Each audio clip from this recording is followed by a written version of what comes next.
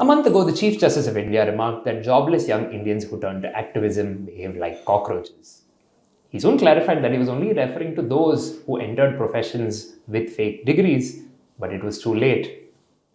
The word spread, the young picked it up, and turning that insult into their banner, they took to the streets. On June 6th, hundreds swarmed New Delhi's Jantar Mantar for the first rally of the Cockroach Janata Party. The protest soon moved and expanded to Maharashtra. It's a democracy's duty to permit the dissent of its citizens. So it is reassuring that in this matter, for a protest of this scale, that permission was granted. But this is not a fate many share.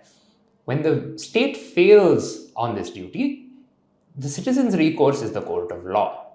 So in this edition of Counting on Law, we ask the simple, narrow, but durable question: what happens when a protest matter enters the court, and how does the court react? From the TheProfesseer's database, we sample 136 matters between 2021 and 2026 in the Delhi High Court and the Bombay High Court, in which the court had adjudicated on the protest, whether it was its permission, its removal, its punishing, or its policing.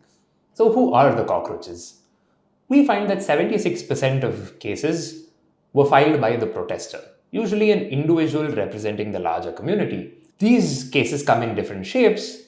They mostly ask for a venue, for protection, or for an FIR to be quashed. While this is unsurprising, it's interesting to note who brings in the rest. This usually goes unnoticed. In Delhi, we find that more than one-third of the cases were not filed by the protester, but by someone determined to shut one down. This might be a residents' association, a school, sometimes a liquor store whose interiors and exteriors are made out of glass, and in rare occasions, a rival association or a political outfit dressed in NGO clothing. So we find that the heckler's veto that's often characterized as a clash of citizens is not really the case. It's more for a trade remedy. You and I trying to get to work. So what do cockroaches want? It's often caricatured that protesters have some overzealous pursuit to topple a regime or to sweep an election. We find that is unrepresentative of our sample. More often than not, protesters' requests are 1. Smaller, 2. Locally or nationally rooted, and 3. More often than not, human. In Delhi, for example, case titles can read like a roll call of the decade's causes: Himalayan statehood, a farmer's revolt over crop prices, poor water supply, bonded labor, and soldiers asking for their pensions. In Bombay, it rings a similar echo. The Thakre Shiv Sena, for example, had to sue the city in order to hold its Dasara rally at Shivaji Park, and the court noted over there that the municipality had misused its powers.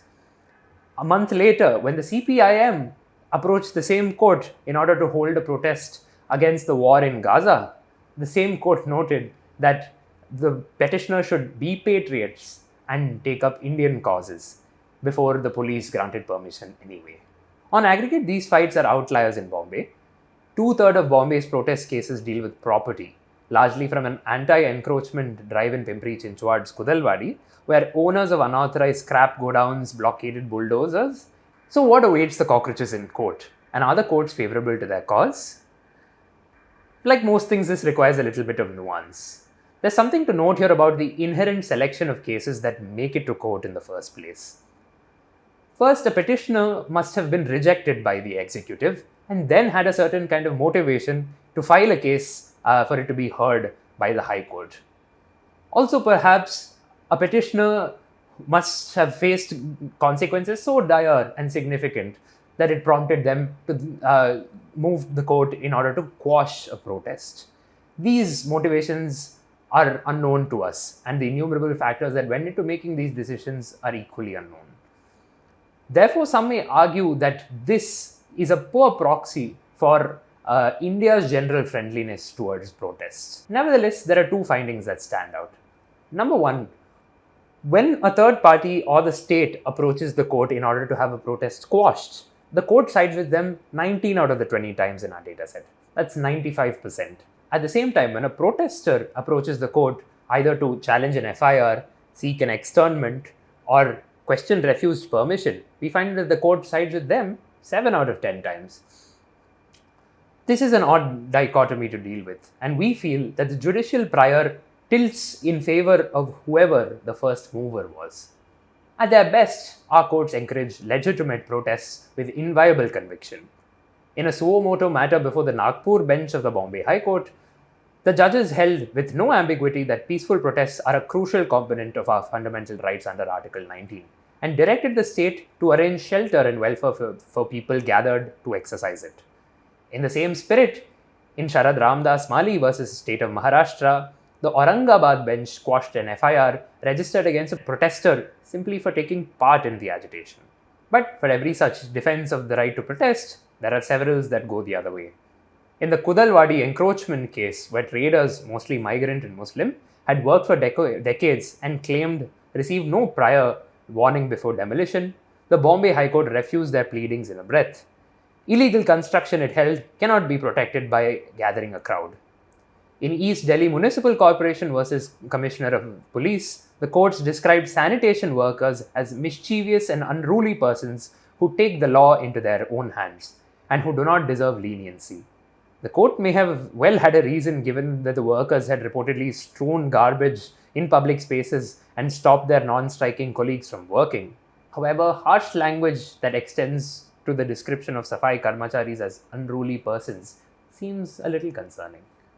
That our window of study opens only from 2021 means we've missed out on a few crucial matters from the previous decade. The Shaheen Bagh protests, the Bhima Koregaon protests. Nevertheless, at least one side of the public does believe that courts could have done more to protect the liberties of the protesters rather than the protests themselves. Whatever one makes of the politics, one may still ask whether the full might of the state needed to fall on an octogenarian priest who died awaiting bail or on a pregnant woman held under an anti-terror law.